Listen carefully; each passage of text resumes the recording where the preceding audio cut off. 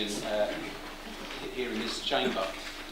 Before I kind of started drafting what it was I wanted to say this evening, I thought it would be just instructive to look back at the agenda for this meeting in February 2010. I did so because I'm often accused of going on about the government cuts, because this is a Labour administration dealing with a Conservative government.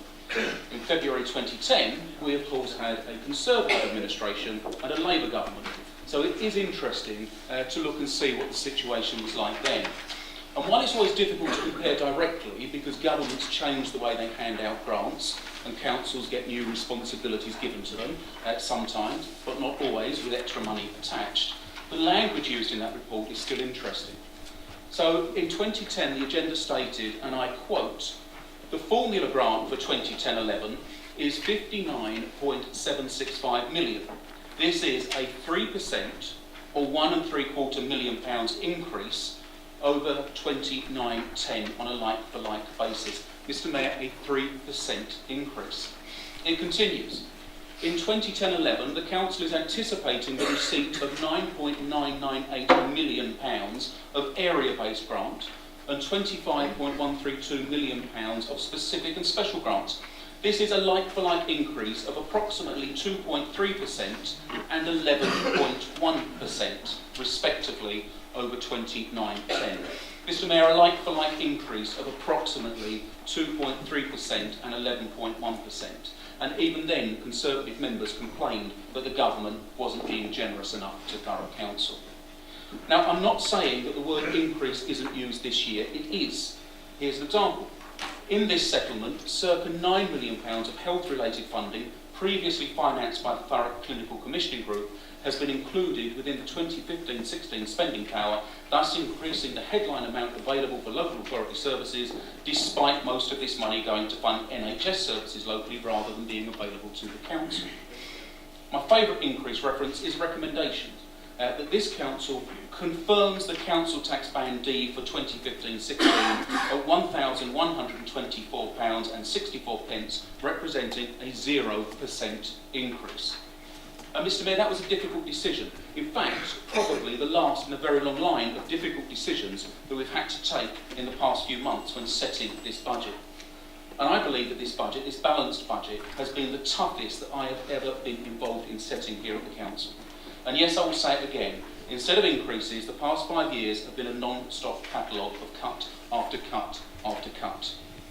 And if we look back at that settlement in 2010, and even leave aside the other grants that this authority received from the government back then, we today get over £30 million less in government funding than in 2010, and next year we get a further £10 million cut in that government funding.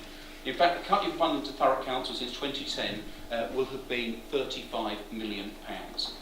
And the government is a little respite, telling us to expect a similar cut next year and the year after. Despite this, we are tonight putting forward a balanced budget for next year, and we have worked hard to identify funding so we're able to protect Thurrock's hard-working council taxpayers from another increased bill. And Mr Mayor, at this point, I would like to thank all those council officers who have worked long and hard over the past months to get us to this point. And I'd also like to thank my fellow cabinet portfolio holders for the work that they have put in too.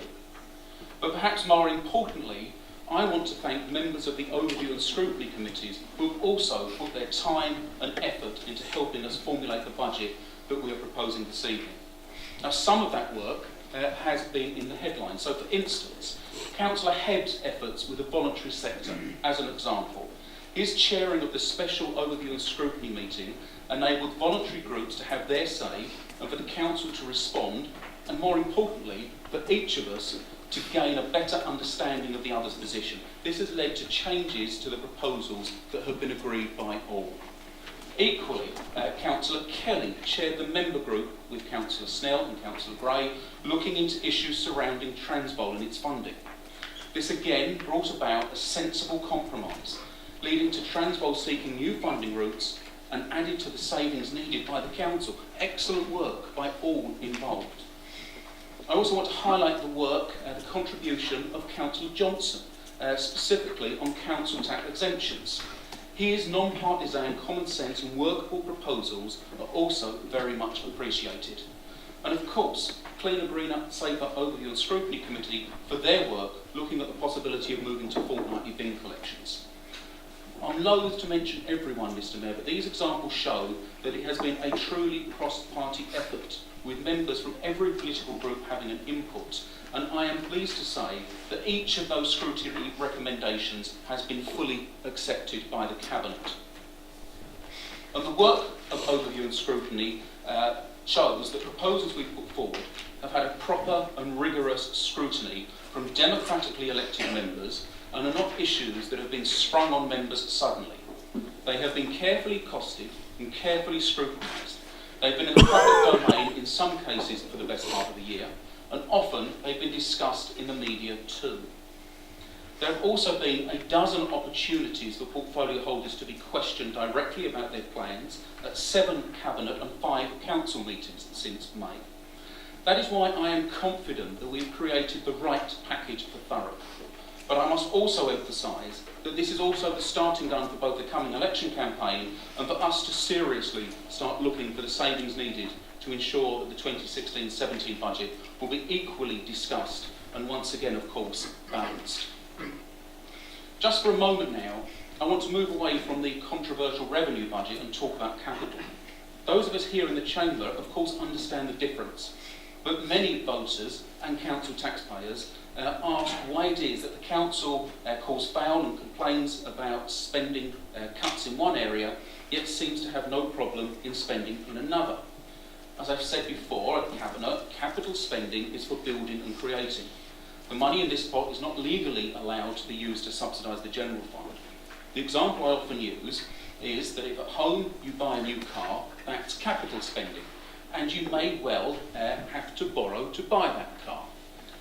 But filling it up with petrol so that it doesn't just sit in the garage is revenue spending. We're not allowed to use capital to support revenue, although oddly we can use revenue to support capital. So there are some things tonight that I'd like to highlight in the capital budget. The first is the extra funding for highways. The improvements at the Treacle Mine roundabout by simply painting lines and arrows has been quite marked. And next, we will permanently sort out the flooding issue at that roundabout. By investing an extra £4 million in highways, other roundabouts, mini roundabouts and zebra crossings will be targeted for improvements too. We'll be able to resurface more roads, starting with stretches of the A128, Daglin Drive and Long Lane in Stifford. We'll be upgrading traffic lights to LED and improving highway drainage in places such as Muttonwood Road and Ship Lane. And of course, we will invest £6 million to upgrade our streetlights to energy-efficient LED lamps to help us cut costs and keep the lights on, unlike our friends and neighbours in Conservative-run Essex. One of the things I mentioned in passing, Mr Mayor, at the start of this was extra and new responsibilities. In April, the Care Act will start to come into force, and at first glance it looks like a good piece of legislation. Indeed, there is a lot to commend it, but there are also concerns. The Act introduces a care cap, but this doesn't mean that people in care will stop paying once their total costs reach a certain level. It is a care cap, not a board and lodging cap, and those costs will continue. And the Act has severe financial implications for the Council too. The government says that costs will be covered, but I think we have to wait and see. Once the cap is reached, for example, who then pays the bills? And from this coming April, we will have new duties and responsibilities. We will be assessing people's care and support needs differently. We will be assessing carers' support needs differently. And we will be working on keeping people healthy and independent in their own homes for longer. All good stuff, Mr Mayor, but all to be paid for at the same time as a £10 million reduction in our funding. And of course the government says that we have extra money, as mentioned before, around £9 million of health-related funding. But this isn't extra money. It's National Health Service funding, now classified as belonging jointly to the Health Service and the Council. It's these sleights of hand that lead to the government claiming that our spending power has been cut by a mere 2.2%. I would advise the government, Mr Mayor, to listen to a former Labour councillor who said quite sagely, when you're in a hole, stop digging. But I fear this government's mantra is when you're in a hole, keep spinning. and just hope the hole will become big enough to hide what it is you're doing. Mr Mayor, I now want to turn to the future, the medium and the long term. Here in Thurrock, we've been relatively successful over the past 5 years in making savings and efficiencies, although this year there is no doubt that the cuts are starting to bite. Across the country, local councils are starting to say that they can't take much more, and I really do fear that we'll start to see the first bankrupt authorities or the first truly unacceptable reductions in service. The time is approaching when central government will have to take action before hospitals are literally full of people who should leave but have nowhere to go. The time is fast approaching when local authorities will have to say, if we have to do it by statute, we'll try. But if it's something we do simply because local people want it, then the answer will have to be no. I sincerely believe that cuts on the scale that we have seen simply cannot continue, and we must look at other options for funding local services in the future. And that is why I now want to move to look at some of the real achievements that Thurrock Council has made in the current financial year and some of the plans that we have for the 12 months from April. And I will make no apology for starting with education and children's services. I think I have made it clear that it's not only my passion, it's something we have to get right to ensure the future prosperity of Thurrock. It's not long ago, Mr Mayor, that members opposite constantly talk down our children and our efforts to improve their lot. Even now, they admit that things have changed, because they have. Here in Thurrock, a record number of schools are rated good or outstanding by Ofsted. Not everyone yet, which just demonstrates that the job's not done. But nobody can doubt that our hard work supporting all schools in the borough has paid dividends. On top of that, we've seen the expansion of classrooms at Quarry Hill, at Bonnygate, at Little Thurrock and Graham James School. And we're not finished. We will be investing in the creation of a brand new pupil referral unit in Tilbury, moving from the outdated Culver Centre, expanding classes at Winside and Thameside schools, and creating the building of a new 5-form entry primary school to serve Chappett 100 and the West Grays area. In addition, we have created and opened a multi-agency safeguarding hub, the MASH, with 19 partners, doing what we can to ensure a safe future for our children and young people. And we have, in addition, 100% to boast about. Each and every one of our targeted families have been, to use a bureaucratic jargon, turned round through the Troubled Families programme.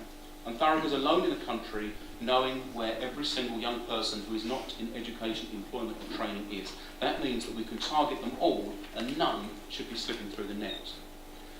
I'm also passionate, Mr Mayor, about the regeneration of Thurrock and the way that we're changing perceptions about the area, not just locally but nationally too. The new campus across the road here in Grays is probably the most obvious to all of us, as we've watched it grow day by day into what is now an incredibly busy and exciting education hub. But that's not all.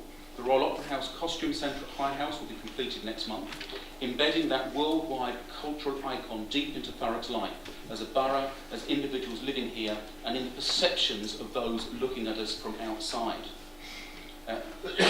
We have secured £97 million for Thurrock through the Local Growth Fund, over a fifth of the local enterprise partnerships too. There were those, of course, Mr Mayor, who said that we couldn't fight above our weight. I think we have demonstrated to them that they were wrong. The Purfleet Centre Regeneration Company has been appointed as our development partner for the amazing Purfleet scheme. Plans are being developed for TV and film studios, as well as homes, shops and offices, and of course, Mr Mayor, a new library. A second community hub has opened in Chadwell St Mary, and over £500,000 in grants has been secured to develop the network further in the years to come.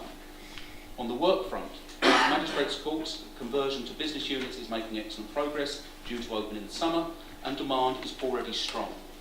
We're looking at expanding the business offer at Tilbury and at High House Production Park, not only creating jobs, but bringing in business rates and injecting more cash to support local economies as workers there need to eat, drink and socialise. Perhaps our most effective programme last year was our award-winning Beat the Streets campaign, which got thousands of young people and adults exercising regularly. A great partnership between public health, our transport team and schools. We should also be proud of our hospital social worker team, which means that Thurrock is one of the very few local authorities in the country to have no delayed discharges from Basildon Hospital. That is none in a whole year. Looking ahead, Mr Mayor, we're well on track for setting up the Better Care Fund, That is a pooled account of over £18 million with the Thurrock Clinical Commissioning Group to deliver more integrated services for older people across health and adult social care. I don't want to steal any of Councillor Worrell's thunder. She has a report later this evening, so I'll keep my praise for our housing team short. 800 premises repaired, 2,200 new kitchens, 2,700 new bathrooms, 1,250 new front and back doors delivered to our tenants. We've rehoused 691 tenants and their families, created 350 new probationary tenancies, that's 350 people off of our waiting list, and helped prevent hundreds of cases of homelessness.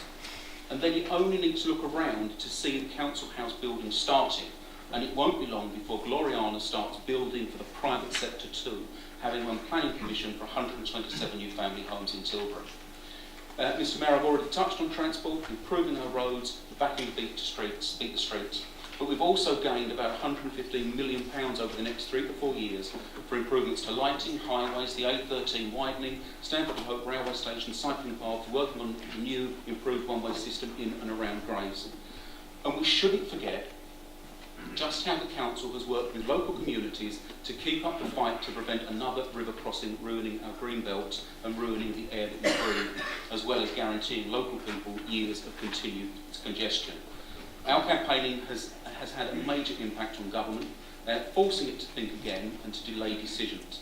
Last month I was at the Transport Select Committee making our case. We are making the Department for Transport and the Highways Agency take us seriously. Even if the Secretary of State still refuses to reopen the Option D proposal, I am ever hopeful that common sense will win through. On the planning side, we have now won a national award for planning excellence for growth and employment, come second in the country for development management, and are consistently in the top 5% of authorities for planning performance. Mr Mayor, it's not a bad list, and we've done all this despite seeing cuts going so deep that no matter where you compare things with, be it 2010 or the current financial year, the figures are horrific.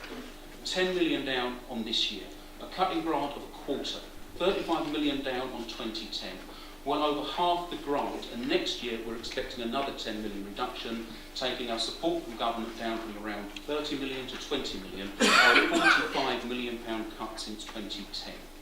Yet we are still investing in local people, we are still investing in local skills, and we're still investing in making Thurrock the place to be. On top of this, we're also looking at new and innovative ways of making and saving money. For instance, the Chief Executive is due on Monday to start working for 2 days per week with the Essex district of Brentwood. We're in close talks with Southend over creating a combined authority, so our joint voices will be heard even louder in the corridors of Westminster as we talk up the South Essex expansion and regeneration plans. We are also in close talks with the districts along the northern bank of the Thames, Basildon, Castle Point and Rochford, to make sure that we maintain our joint working in the local enterprise partnership. And we're working hard to convince County Hall that the best thing for the whole of Essex is to allow the southern authorities to work together. There are threats, of course, Mr Mayor, but I am confident that we can overcome them. And I want everyone here this evening to realise that the future starts tonight. Mr Mayor, vote in favour of this budget and all that I've laid out, supporting all of our unanimously agreed priorities, will continue to... So you've taken the council tax freeze. This is yet another bundle of money that comes from central government, that comes from our taxpayers' pocket, to central government, my apologies, and is given back here. This is money that will not have to pay out again by paying us extra council tax. I thank you, and indeed I agree with the council tax freeze. You also mentioned this evening approximately £500,000 a week. Sorry, we are spending approximately £500,000 a week less of taxpayers' money to provide the services for Thurrock. Yes, we do have fewer services. Grass doesn't get cut as often. More importantly, some critical services are a bit tougher to get access to. We've reduced the ability for people, reduced the accessibility to some of these. We've started to charge for services that we never charged for before, and we've increased the charges for services we didn't charge before. However, tonight's budget isn't just about saying we're not going to put up council tax again because of the government, extra government money. This budget tonight is just pretty much being asked to sign off budget envelopes for the council to spend. £109 million worth. And behind that are the savings that Councillor Kent has quite rightly been put out for the best part of the year for some of them.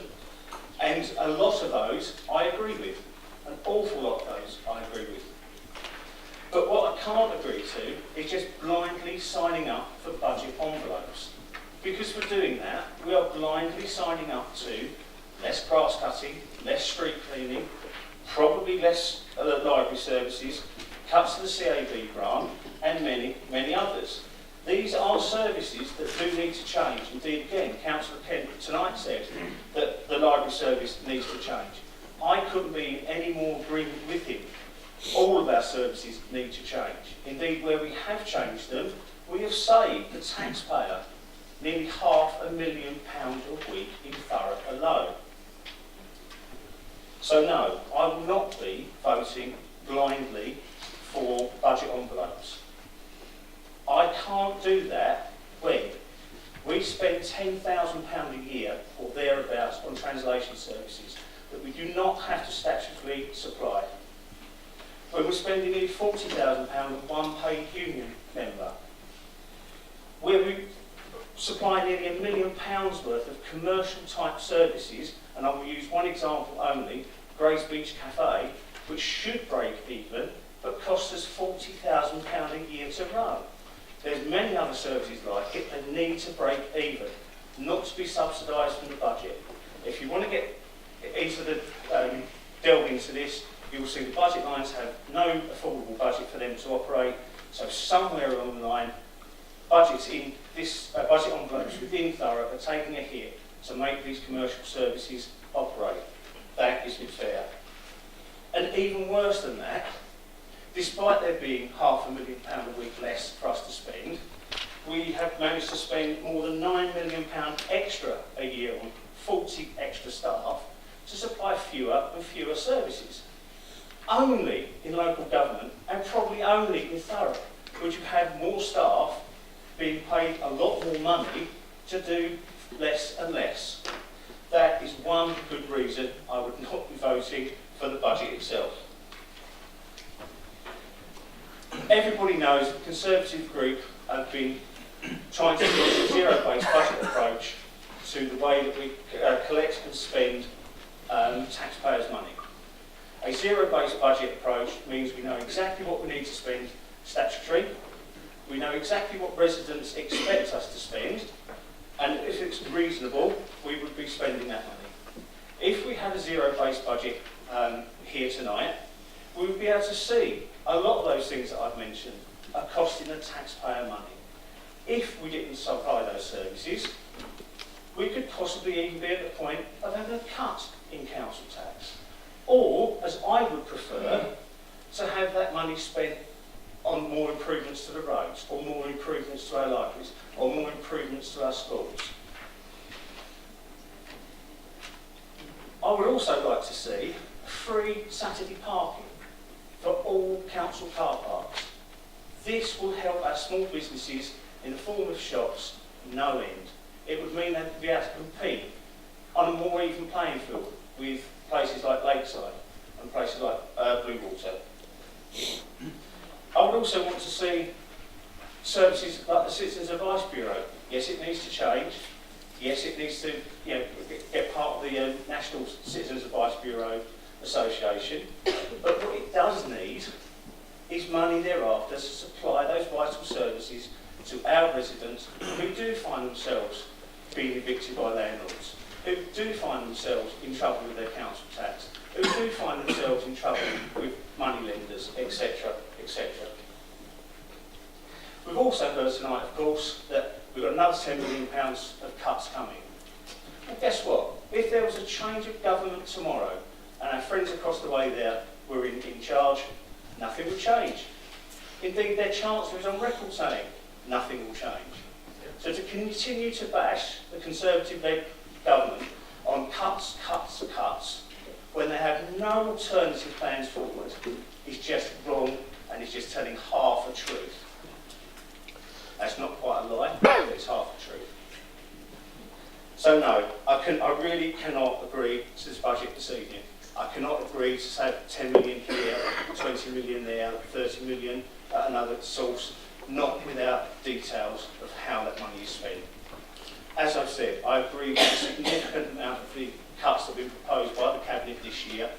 One of the reasons that we've not gone forward to ask questions, and the other reason, of course, there's no point if we did ask questions anyway. So my stance will be that we will not agree the budget. I will also not agree, excuse me, just get the right ones, point 1.8 on page 72, which is the agreement that public buildings capital allocations to be delegated to Cabinet, approval of any expenditure, including loans to be delegated to Cabinet, ability to agree schemes that can be evidence where there's spend to save opportunity.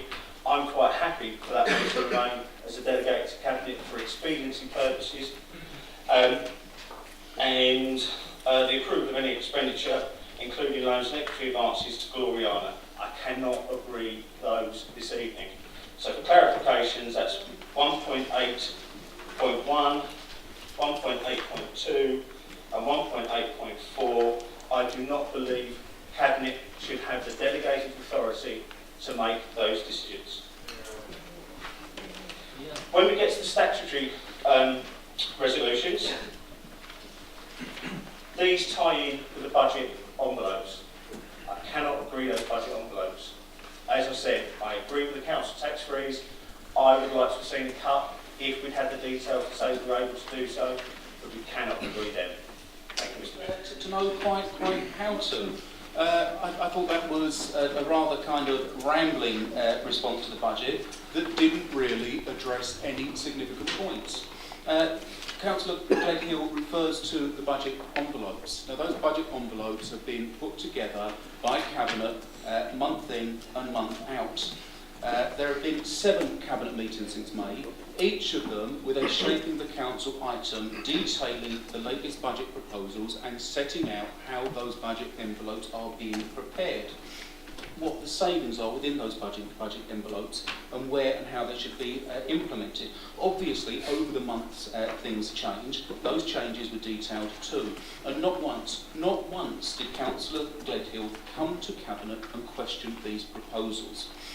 Equally, there have been opportunities at every council meeting to question me, to question Cabinet colleagues about budget options.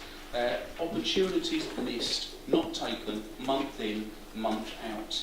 And then, as we have said, there is overview and scrutiny that have looked in great detail at each of the budget envelopes for each of the services.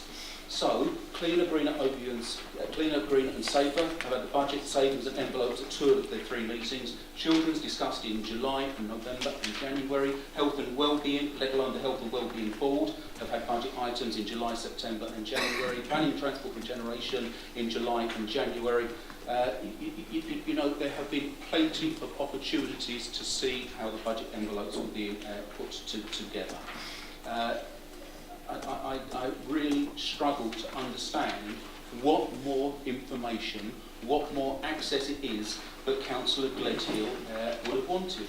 I really do believe that this year's budget process has been the most open, the most transparent, the most democratic ever. And I will just say one thing, you know, this process was fit for purpose. I wonder if it's Councillor Gledhill's failure to engage with the process that has been the problem here. I would also point out to Councillor Gledhill that the Section 151 officer wrote to all group leaders, to Councillor Palmer, to Councillor Snell and to Councillor Gledhill and to me, offering to take groups and individuals through the process and through the budget envelopes in great detail. I think we all know that happened. I would ask whether Councillor Gledhill took that opportunity or not.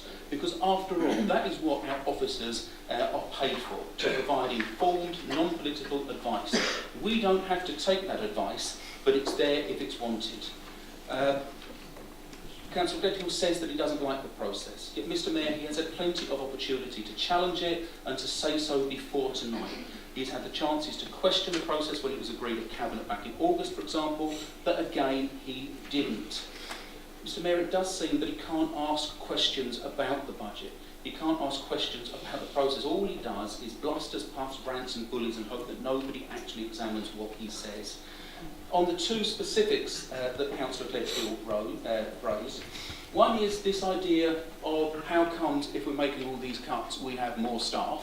I will just remind Councillor Gledhill that public health was not a function of this authority 3 years ago, and staff have transferred from public health here. The Development Corporation was not a function of this council, those staff have transferred here. And we transferred the highways management function back from Europa in the past 12 months, back to this authority, with the staff coming with it. So, of course, Mr Mayor, when you have that number of new responsibilities, new functions, of course, it brings staff with it. And finally, we have the whole section 1.8, the delegations to Cabinet. Mr Mayor, we know what's going on here. This is merely an effort to slow down decision making, slow down the responsiveness of the authority, and slow down the opportunity to take opportunities quickly and fleet of foot as and when they arise. Bringing things like this, bringing matters that are frankly of detail back to this council month in and month out, is not good decision making, and it's not good governance. That's why the Constitution, which has been unanimously agreed in this chamber, sets out the delegations in the way that it does. Thank you, Mr Mayor. I find myself in a position of agreeing with some of what Councillor Goodell said, in fact, about the way the budget is brought together. And in future, I would like to see a zero-based approach, which might be beneficial all the way around. But the thing is, despite protestations, as Councillor Kent has pointed out more than once tonight, there is every opportunity to go to Cabinet. I've been to most meetings, and if I haven't been, one of my councillors has, where we've had the opportunity, should we have desired, to put questions to Cabinet, raising the issues we thought we might have. We had that opportunity. We chose not to take that, but we knew it was there, and we went regardless. So I don't see how you can come at the 11th hour with a batch of amendments that you would like to see, just out of the blue. I find that unusual. So I think really, on a night like tonight, we should really try and take the politics out of it and agree what is right for the people of Thurrock. Now, I think that the budget's been set by the party that won the most seats. I think they have the right to set the budget. I might not agree with it all politically, but I think the right thing to do is not cause a stir, let the budget go through. I think that's the right thing to do. I think the Labour Party earned that right in the election. Hopefully in the coming elections we'll maybe take that right off them, perhaps, you never know. But, so we as a group will be voting where the money has gone. And I know it's extra detail, but members have always had the opportunity to see exactly where certain sums of money have been spent. We don't have that, and I think every member has the right to see where that money is being spent. So when we are asked questions out there, we can answer to our residents. And I think this could be brought back at some time, Mr Mayor, and so everybody has an opportunity to see where the larger amounts of monies are spent, and to give everybody a general idea and opportunity to explain to the local residents where the money is being spent. Thank you. Excellent report this evening. I'd like to thank our officers and portfolio holders who have worked tirelessly to reach this balanced budget, whilst providing excellent service still for our residents on what can only be described as real vigorous cuts of 25%. In my own budget, Mr Mayor, as you know, on a budget of 40 million, I now have 30 million to provide even more complex services. I'm really surprised that Councillor Gledhill's saying that they've not been involved. Sorry, Mr Mayor, is there something going on that I should know about? Fine. Really surprised at Councillor Gledhill's denial, really, of knowing anything at all about budget envelopes. Are you telling us, Councillor Gledhill, Mr Mayor, that all of the positions that you have on the committees are absolutely wasted? Do your councillors not have any say in the budget? And I'll tell you that I know they do. And I think you're being very disingenuous to your councillor. Councillor Redsaw has been an excellent person participating on the Health and Wellbeing Board, where we do discuss our budget envelope every single time, and it's one of the largest budget envelopes, including the BCF, £18 million of shared money with the CCG, as Councillor Kemp referred to. And those meetings have been, and I'll quote, the 11th of September, the 13th of November, the 8th of January, the 9th of February. At those meetings, Councillor Ogetola attended on one occasion and discussed budgets. So how on earth we get to the stage of agreeing a budget on budget night, and the leader of the opposition tells us that he has no knowledge of the budget? What have they been doing, Mr. Mayor? The Tories, excuse me, Mr. Mayor, I haven't finished yet. And I raised the point about budget envelopes. Make it very, very clear. I know what a budget envelope is. What we don't know in the budget envelope is how that money is spent. And that's the important part. Not the amount of money, not anything else, how it's spent. So I need to make it very clear. I understand what a budget envelope is. What we cannot see here is how that money is being spent within that budget envelope. Thank you. All meetings, I've been on several committees, money is talked about, budgets are always discussed. It doesn't all of a sudden get to this budget, annual budget, and there is the amount of money that we're either spending, saving, investing, etc. Of course not. And the opposition do engage, Mr. Mayor, and they're absolutely au fait with the process, and they know what it's being spent on. At those 4 meetings that I quoted to you, finance for health and wellbeing was discussed and agreed by all those present, including members of the opposition. That's that. On the 29th of July, the 2nd of September, 16th of December and the 13th of January, finance was also discussed and agreed in scrutiny. There's more than one person, the chair. That we've heard a lot about scrutiny chairs, and of course that's for the next groups to decide what happens with those. But in the past, there's more than one person on that. It's fairly distributed, and people have a say on that. It's absolutely outrageous. The Tories, it seems, have a simple mantra, and I will say something political, although Councillor Snell did say don't be political.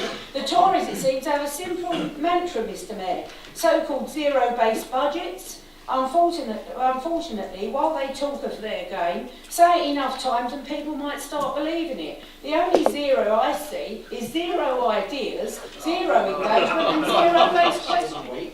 Attacking the monolithic People Services Directorate over the issue of being vastly expensive but very light on results. What happened? The department was broken up, the Education Commission was established, and recommendations to move the council to become a good commissioner of services rather than an untrusted provider were implemented. And that is working quite well.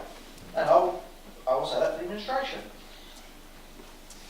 We are finding, even in some areas, we are generating revenue in education because we are actually becoming the provider of choice for some schools. This is positive. It is a very far cry from 2012. I'm very proud of the Conservative contributions to it when the member for West Thurrock South Difford was the portfolio holder.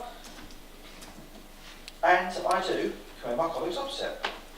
However, there are 3 issues I will highlight. The increasing unacceptable role of Cabinet in budgetary affairs, the structure of the budget and the tax levels. Firstly, on the role of Cabinet, more and more the Cabinet is making budget decisions. Many cuts made by the Cabinet, many spending decisions made by the Cabinet.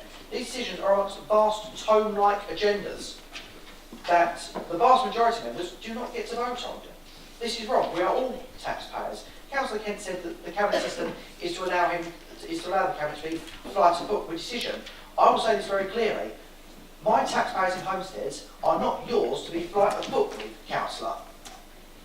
The term delegated decision to Cabinet is a term that all members should find offensive to their democratic mandate. If we were to take power tomorrow, the Conservatives would end the status quo because it's simply not right. I do oppose this budget on the second reason, on the way the budget is structured. At the last meeting of Children's Services Committee, we voted to outsource 2 nurseries that were costing the council £120,000 a year, every year. It was the administration's idea and I was happy to support it. When we questioned this loss, we had to argue the fact that it was a loss. The expenditure was higher than the income. We were told it wasn't a loss. It was a planned subsidy. That's a loss. Let's be quite clear. It's entirely unacceptable to act like a loss is okay just because it was planned. Just because it was planned, wasting taxpayer money is apparently okay. It's right that we have 30 seconds, Councillor. Yes, Mr. Mayor. Good financial management doesn't allow this to happen. And finally, on the issue of the council tax, there is still waste in the council. The administration proposed cutting weekly bins in 2011, U-turned. PCSOs 2012, U-turned. Weekly bins this year, U-turned. You always pull something out of the hat at the last minute to prove how benevolent the Labour Party is. There's clearly enough waste still in this council, and that's precisely why we need to be cutting tax. The government has proved that a low taxing economy is a strong economy. This budget needs to be rejected. Thank you, Councillor. Decision, but Councillor Jerry, in his words, says number 11 bus serves an area with a greater health needs than what East Tilbury does. Is he now a doctor? I wonder if he is or not. I'm going to say, I can't really believe we have one bus that goes to East Tilbury area, Linford and West Tilbury. Other areas like Stanford, Corringham, Grays, they have various bus routes, 3, maybe 4. We have one bus route. And I was told about this Friday lunchtime by David Ball. Just to let you know, there's a press release going out. 374 is now finished in March. Thank you very much. No consultation with the people, the bus users. Here we go. You haven't got it anymore. Surely somewhere, I just asked Councillor Ken if he could come forward with some kind of idea to deal with myself, Councillor Palmer and the residents to go forward with some kind of way that a bus can come into East Tilbury. If we link in with Stanford somewhere, it will be something rather than nothing. Thank you very much, Mr. Mayor. Debating and discussing an actual budget for 2015-16. We're not doing that. Those of us outside the Cabinet have no say in how our residents' council tax is being spent. This administration has removed all democracy from this process. I've sat on ONS committees, which we were talking about earlier, with budget style reports put in front of me for noting only, as Cabinet has already agreed them. Is that democracy? More questions and answers arrive from this meeting tonight. Should we really be wasting £750,000 to £1 million on propping up commercial ventures in Thurrock? Should the council be losing money on running nurseries? Do you think that spending £10 million on temps and consultants is acceptable? Bearing in mind that on top of this figure, our staff remuneration costs are some £63 million per annum. We only collect £54 million per annum in council tax. They're all questions I want to put to the administration tonight, but I don't think they can answer them. In fact, only will be answered by the council rebasing its budget. And I'm sorry, Barbara, I do know what zero-based budgeting is. I think the problem is your group doesn't. Okay? We need to sit down. We need to agree a true costing of delivering, and I say delivering as opposed to just running services, that the law states we must provide, and the cost of services residents would reasonably expect us to provide. Once we've done that, then and only then will we be able to prove that residents' taxes are being spent how they should be, rather than us sitting here discussing budget envelopes. You suddenly found you did all these U-turns and found this money for accepting the Conservative-led government's council tax freeze, keeping the big weekly bin collections.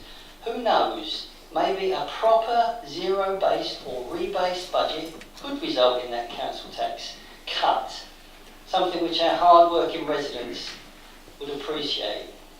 So I cannot support this because it isn't a budget, it is just discussing budget envelopes, and that is not what we should be here for. Thank you. Thank you, Councillor Johnson. And their integrity and the work that they've done throughout the years on various discussions we've had about saving, whether that's in overview and scrutiny meetings or in other forums. To turn up on the night with a raft of objections in this matter, I just think it's mind-boggling. None of the decisions that we've been talking about tonight, that you've been talking about, have been taken behind closed doors. There have been a series of cabinet meetings. It's been a standing budget item. I do not remember a single Conservative face at any Cabinet meeting this year. I remember a litany of questions submitted that fell because nobody turned up to ask them. That's what I remember. Mr Mayor, that is an absolute untruth. On the item of the Joint Economic Board with Southend, I was there. You may well, I didn't remember you being there, James. You obviously made a big impression, but there were a series of questions that were made, that were submitted and not asked, were there not? I can't remember if you were there at the meeting. I know Councillor Smith. Did you rush up? This is a great point of order, James. We've had, as Councillor Kent has said, we have listened to the responses of overview and scrutiny meetings. In my area, we held a constitutionally unprecedented meeting of all of the chairs and all of the vice chairs to discuss the impact of the voluntary sector. That is an unprecedented stage of openness in discussing the budget process for the year. And, you know, I'll just raise two quick points out of the stuff that's come up tonight. Councillor Gledhill talks about the Citizens Advice Bureau, and this may be a salutary lesson in turning up to Cabinet. At the last Cabinet meeting, I asked the leader to return his findings from a meeting that he held with the National Citizen Advice Bureau, where they had brought forward a plan to continue the work of the Citizens Advice Bureau, and the Council would fund that for a limited period only. If you'd arrived at that meeting, if you bothered to show up, you might have found that out rather than going to Cabinet. And the second thing I will point out is that we've had, throughout this evening, this kind of stealth constitutional reform, where people are deciding arbitrarily in the context of a budget meeting what is the appropriate model of governance for this council. There is a constitutional working group that was set up after a motion proposed by your group, we agreed with, that is starting on Monday. That is the appropriate place to have this conversation. I have my opinion on this, you have your opinion. Let's have a proper discussion about it in the appropriate forum, rather than try to hijack at the last minute a budget like this. The party have refused the council tax rise so close to a general election that year on year this council has accepted the Conservative-led coalition's offer of holding that increase at 0%. Begrudgingly, Labour come to realise that the hard-pressed taxpayers of Thurrock would not swallow a rise in local rates. This is from the same party that would lead us to believe only tonight that the Conservatives are holding some form of sword of Damocles over every public sector organisation in the country, all the while opposing every cut imaginable at a national level. I do argue that we've missed something here, and I am also talking about a potential tax cut. Discretionary spending at this council remains at an abhorrent high. 6 examples to come. 1. This council recharges £70,000 for trade union services. Okay, so that's 3 average salaries to the normal person out on the street. There's been a £10,000 overspend on translation services. Services the national government told us to stop doing. £500,000 we might have saved if we'd all been brave enough to brave a new 4-year election model. Controversially, agency spends in Thurrock have spiked at an average of £10 million per year. The 5th point, in 2011, this council employed 1,368 people. We're now at 1,407, and Councillor Kent has made a point on that. Just before that, after a half-decade of austerity, with this administration making residents feel guilty for expecting more for less, we are employing more people. And now we're blaming the Public Health Department and the Thurrock Thames Gateway Corporation for daring to come over. What's the real snag is that apparently there's been a £9 million increase in Labour spending on the headcount budget. So we're blaming the Thames Gateway Development Corporation, we're blaming Public Health for an extra £9 million per year out of this council's budget. No thank you. We see the scaremongering from your leaflets about Tory cuts, but now we're paying more out in salaries than what we actually collect in council tax. Presenting a budget envelope tonight with no context and no breakdown of spending is akin to giving my 4-year-old daughter my debit card and wondering why I've got no money left to pay the mortgage at the end of the month. It is wholly and utterly irresponsible. Do we have reason to recognise a 0% increase? Yes, we do. And I thank everybody for going along with that. We should be doing so much better. We need to know what we need to spend by law. We then need to know what we want to spend, because it matters to everybody out there in the streets, and the libraries is the fantastic example of that. 30 seconds, please, Councillor. And we also need to cut the things which we preserve only because it makes our lives easier. We are leaders, and it's time we started acting like it. And this process is called zero-based budgeting. I genuinely believe that an opportunity for a tax cut for hard-working Thurrock people has been missed tonight, especially considering the 6 reasons I've noted. If only we followed that formula, we might be able to demonstrate that a tax cut is in sight at some point in the future. The people of Thurrock deserve a reward for the hard economic times they've lived since 2008. It's overdue. And this so-called sword of Damocles which hangs over Thurrock, these so-called savage cuts to public services, which Labour spouts so often, is simply not the case in the way Labour would make all of us believe. Especially if you consider how we find £9 million for extra headcount, 10 million spent on agency, 70k on trade union spending, and £10,000 on translation services. You're out of time, please. This budget has been a mockery from start to finish, and so has the administration of today. The last 5 years have been nothing more than Labour trimming the fat and doing everything they can to save what they like best. It's time they put Thurrock first and not their own agenda. Thank you very much. History lesson. In 1979, it was the Conservatives that took away the block grant that would have enabled this borough at the time to actually give money back to every resident. You were the ones that took the money away from this borough. And perhaps some of you are not old enough to remember that. And what it would have meant is this: all of that money we collect from industries would have remained in this borough. But your party decided that Malden was far more important than Thurrock, and that Malden had to have a share of our revenues we collect from our businesses. We would have been giving money back. We would have probably had at least a zero-based budget, which Councillor Johnson always refers to, because we would have had the resource here. Now, again, I don't like repeating myself, but 2010 came along, and let us just remind you, this council was almost bankrupt. Had we carried on with your style, hold on, Councillor. It is an incorrect and misleading statement, and I shall tell you why. It's about as meaningful as a chocolate teacup.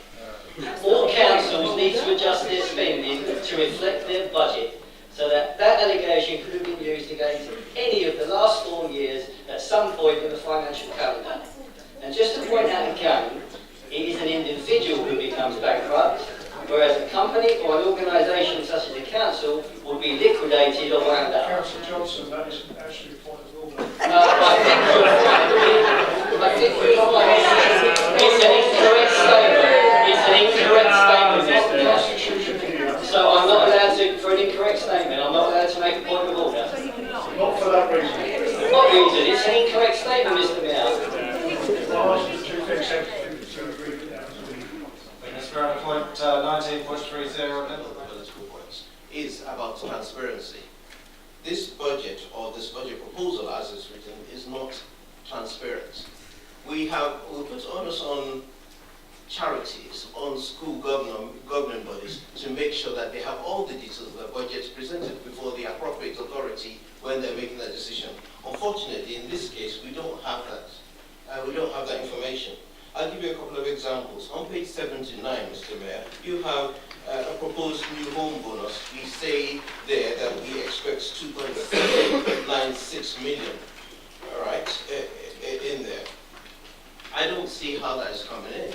I don't see any details about how many homes were built last year and how many homes were then going to be built this year, how that money is going to come about. I don't see, Mr. Mayor, the continuity of the transformation plans which we had last year and year before, which was wrapped into the budget envelopes last year and year before. I don't see that in here, and therefore I can't add these figures and make them stack up. The figures add up, but the substance behind the figures is what I'm looking for. It's the substance behind the figures that Thurrock residents need to see. Thurrock residents elected 49 of us to represent them. Okay, yes, maybe 48 of us always come, but 49 of us are here to represent them. And we need to be able to understand the budget and explain it to residents. At the moment, as it is, I find it difficult to actually do that. The following report, which immediately after this one, the housing HRA report has much more details. Thank you to the portfolio holder and to the director and all those involved. Has much more details than the overall budget of the council. That's ridiculous. So that's where the issue really is. So it's not about going down to 1979 or things like that. It's about the current day and the information right here in front of us. Having said all that, Mr. Mayor, there's one question which we might need to establish legally, and it's to do with the motion or the amendment which the Leader of Opposition read, Councillor Lethill read, which was one in terms of the previous report. Now there's an implication, almost a consequential implication on this one, which needs to be dealt with. So I think from what you're nodding there, Mr. Farrand, I think you've got to that point. So when we get to it, we need to address that in case it's not one. Thank you. Our foreign aid and EU contributions, accusing the Labour Party of not cutting enough in Thurrock Council. But as interesting as it is, I hope this is the last sort of budget debate I have to sit through, because I disagree with the point Councillor Spate made that we should be talking about the Constitution and the way this place is run and managed. I think now and tonight we have seen exactly why there needs to be change. And all talk of a working group for reform of the cabinet system or whether to get rid of the cabinet system, to me it just sounds like it's going to be kicked into the long grass. So that next year, whether whoever is in charge will be having the same debate and the same kickabout and going back to whether Keir Hardie was right or whether Attlee was right or what Thatcher did was right and wrong, when actually there is no transparency. And I agree, Councillor Bledger, we should be looking at line item spending and making judgments on what value for money the council should be spending on. But the only way we can do that is by completely getting rid of the cabinet system and going to a committee system. Because whether anyone likes it or not, the political makeup of Thurrock is going to be three-party for the foreseeable future. And no party is likely to get overall control. And I think we owe it to ourselves and our constituents, first and foremost, and the financial future of the borough, not to have all this rubbish about a working group, but to actually have an upstanding vote on whether to abolish the cabinet system of government, because every argument put tonight is not for or against the budget as presented, it is for and against the cabinet system of government. And we should have come to this position. Yes, I reluctantly vote for the budget tonight because I want to just put the issue to bed and make sure that the council is fit and running for the next year. But I want the next budget to be brought together through a committee and a collegiate system where we've actually looked through line item of spending so that we don't have this. Because I dare say that many people who will be watching this will be completely put off by the contributions of kicking football around, you know, reds are good, blues are bad, reds are bad, so that we, next time, have a debate where we can look and make judgments on whether this budget that's put forward is value for money because the proper scrutiny has been put in place. So I hope that next time we can have a vote to ditch the cabinet system and go to a more collegiate committee system. I first came on the council and we did our first budget back in 2012. It was quite a thick set of papers that we had, whereas tonight there's just a consolidated set on one page of accounts. It would be nice by the time my term's done next year, and I've been on the council for 4 years, that I will have seen not an exhaustive set of accounts. Just not to criticise or to pick holes, but to actually know that when I vote as one of 49 councillors in this chamber, because we have a responsibility to set this budget, I'd like to know exactly what I'm voting on. And I take the points that we've all had a chance to come onto cabinets, to scrutinies, to see every single point that's being raised and discuss it, but we seem to only ever be discussing the headlines. And I don't want to sit here and discuss how many paper clips we're buying, etc. But it'd be nice that if there was an exceptional amount of paper clips we were buying, that I'd have the chance to say, you're buying an exceptional amount of paper clips. You know, and it would just be nice to have a big book, no matter how much paper we're going to use, to know and look through exactly what we're spending our money on. At work, I've had the privilege this year of getting to do my own budget, and admittedly, if I'd have done all that work on a budget, and in some ways sat and torn it all apart, I'd have been very, very disappointed. However, I would have also been very disappointed if I'd have done all that work on a budget and no one would have got a chance to look at every little line that I've set out. So that's really my point. I'm not going to be the most critical person in the chamber this evening, but I'm not going to vote for it, and the reason being is I just want to see every last little figure. Thank you. Yeah. Thank you. Quite interesting this evening that it feels like the mask has slipped on the opposition. They're talking about tax cuts, they're talking about real further service reductions to residents, they're talking about having to run services as commercially viable services when we all know those are some things that are the most valued to our local residents. I believe that Gray's Beach Cafe was pulled out as one particular example. These are things that are hugely important to our residents, and to say that unless we run them as commercially viable services, we're going to what? Cut them? I don't think that's particularly acceptable. I think we need to strive for all we can to save these important services. I think sometimes the Conservatives opposite are living in a fantasy world. Like they describe some of our savings over the last 5 years as just cutting the fat. Well, we know there have been some incredibly difficult decisions to make and some real impactful things in terms of services to the community and in terms of things that people can expect in their day-to-day lives. So, Mr. Mayor, this isn't easy. These are some real difficult decisions that we've had to make. And they know exactly what's in this budget. The budget setting is a year-round process. And if Councillor Gledhill hasn't read that, I would be hugely surprised. And why doesn't he say now if he hasn't seen every last bit of detail that's been in that budget process? And where are their alternative proposals? It's not good enough to come with a couple of vague statements at the last minute to Council when we're discussing a full budget. They need proper engagement. They need to come, if they're serious, with real proposals for real changes in the way that we do things as a council. So, Mr. Mayor, it feels like there's going to be agreement on this budget tonight. But what I would say to members opposite is you need to come back next year when you're in opposition again and really engage with the budget setting process. Come to Cabinet, ask the questions, get engaged in setting that process from the beginning, because actually that's the only way that we do move forward as a council.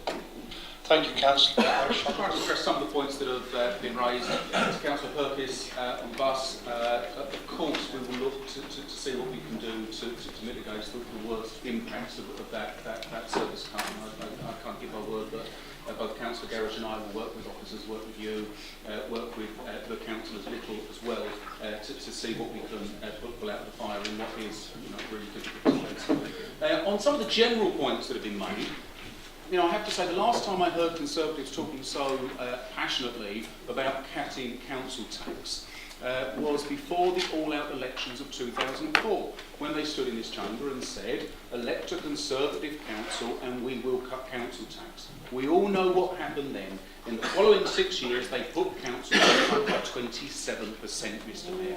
It's really easy to sit here when you're in opposition and say we could find the money to cut the council tax. When you had the opportunity to do it, you put it up by 27%, despite year-on-year increases in funding given by the then government. Councillor Hebb, Councillor Johnson both spoke about the spending on temps. I would say this. As is the case in Thurrock, councils regularly use consultants and interim staff to address capacity issues over the short term or to provide specialist expertise for a time-limited period. We don't want to be employing specialist staff on the payroll all the time. That wouldn't be good value for money.